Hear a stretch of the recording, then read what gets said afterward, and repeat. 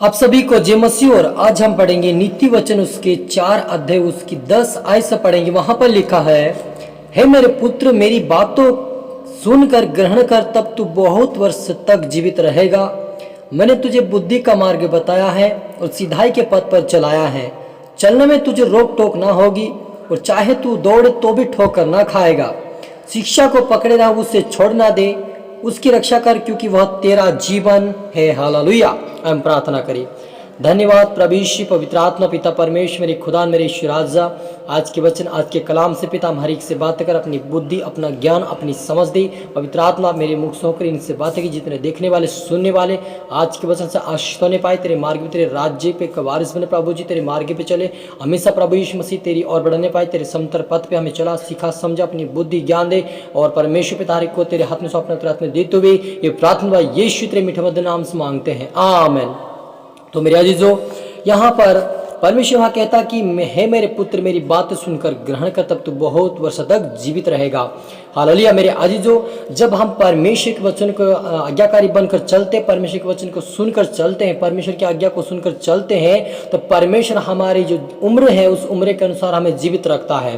Hallelujah. क्योंकि बहुत सारे लोग संसार की रीति पर चलते हैं, तो वो आधी उम्र में ही या 40-50 की उम्र में मर जाते, नष्ट हो जाते ठोकर खा के। क्यों ऐसा होता है?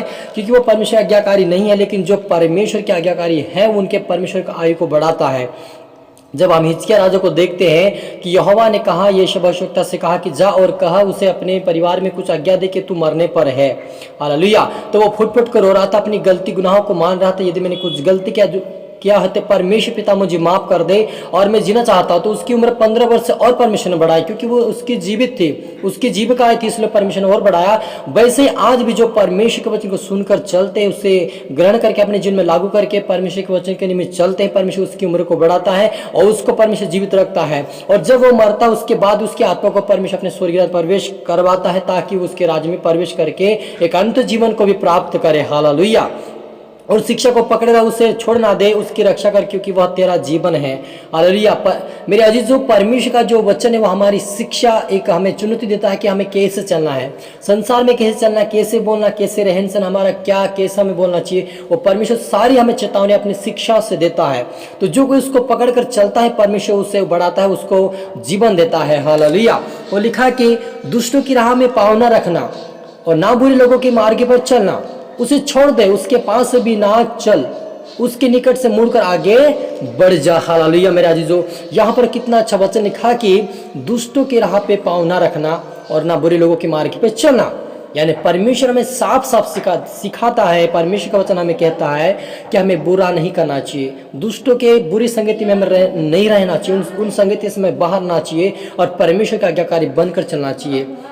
हालेलुया। उसके पास भी नहीं जाना चाहिए। इसका मतलब ये नहीं कि आप उससे दोस्ती इतनी रखो कि वो हाँ हेलो हाय के साथ ही रखो, उसका इतना ना रखो कि उसके करीब रहो आप, क्योंकि जितने उसकी संगति में आप रहोगे उतने आपके अंदर उसका रंगत आएगा और आप बिगड़ जाओगे। इसलिए प्रभु कहता है कि हालो हाय करते हुए हमें आगे बढ़ जाना है, उसके पास भी हमें ज्यादा नहीं रहना है, समय के अनुसार हमें नहीं रहना है।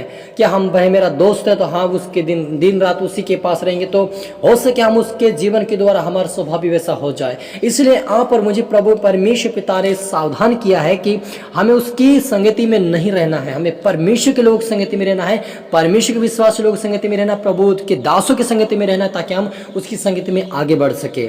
हालेलुया। अगर हमारा कोई दोस्ती यारी इससे संसार रीति पर भी हो तो उससे भी हमें हालो हाय करना चाहिए, उसके हालचाल, उसका क्या चल रहा है, किसी से हमें पूछना ये जरूरी है, एक दूसरे की सुध लेना जरूरी, एक दूसरे के प्रार्थना का जरूरी है, लेकिन उसकी संगति में हमें नहीं रहना। मेरा जीजो, अगर आप और मैं उसकी संगति में चलेंगे तो शायद हमें नरक ही भागी बनेंगे। इसलिए आप और मुझे परमेश्वर के वचन को पढ़ना है, प्रार्थना करना, वचन पढ़ना है, प्रभु के दासों की और परमेश्वर के लोग की संगति में बढ़ना है, ताकि हम पवित्रता में चले और स्वर्ग राज्य के वारिस बने। हालेलुया। क्योंकि परमेश्वर ने कहा धन्य है वो जो मन के दिन है, धन्य है जो बुराई से दूर रहता है, क्योंकि हम बुराई से दूर रहने के लिए परमेश्वर ने बनाया है, पाप से दूर रहने के लिए हमें बनाया, ताकि हम परमेश्वर के स्वर्ग राज्य के वारिस बन सके। परमेश्वर का उद्देश्य नहीं कि हम संसार में खुशियां मनाएं और यहीं पर इतना नहीं, परमेश्वर चाहता है कि हमारा आत्मा भी उसके पास पहुंचे। यदि हम अच्छा कर्म करेंगे, अच्छा विश्वास में बढ़ेंगे, परमेश्वर की योग्य चाल चलेंगे, प्रार्थना वचन में बने रहेंगे, तो हमें परमेश्वर स्वर्गीय जीवन भी हमें देगा। हालेलुया। इसलिए आप और मुझे परमेश्वर के वचन पे ध्यान देना है कि परमेश्वर क्या कहता है, क्योंकि यहाँ पे कहता है कि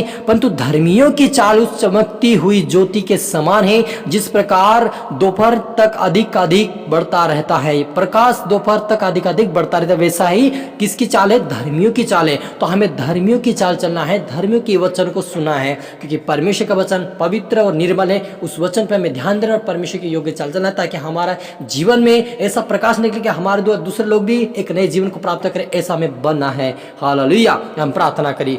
ओ रूहाना रबा समदोना रीखा दनबा, holy might in the name of power, मेरे परमेश्वर पिता प्रभु, आपने कहा कि धर्मियों की चाल एक प्रकाश के समान, जो दोपहर के समान जो प्रकाश निकलते और अधिक बढ़ता रहता है, वैसा एक धर्मी जन का जीवन होता प्रभु, वैसा हमें बना प्रभु जी। आज तेरा आत्मा जाए, हर एक से बातें कर, हर एक के मन को, हर एक के दिल को खोल दे मेरे पिता। इनको प्रभु तेरी ज्योति में जला, तेरे मार्ग पे चला, इनको प्रभु आप पवित्रता में रख, इनको स्वर्गीय राज्य की वारिस बना मेरे पिता। एक भी आत्मा नष्ट ना हो प्रभु, लेकिन वचन को सुनकर इनका जीवन, इनका हृदय, इनका परिवार बदले यीशु मसीह के नाम से, और इनसे बातें कर मेरे परमेश्वर पिता। मेरी खुदा बा पिता पर सबको आत्मा से प्रभु जी, अपने तरफ प्रभु जी प्रार्थना आज धन्यवाद मेरे खुदा ने प्रार्थना दुआ यीशु तेरे मीठे मधुर नाम से मांगते हैं, आमीन।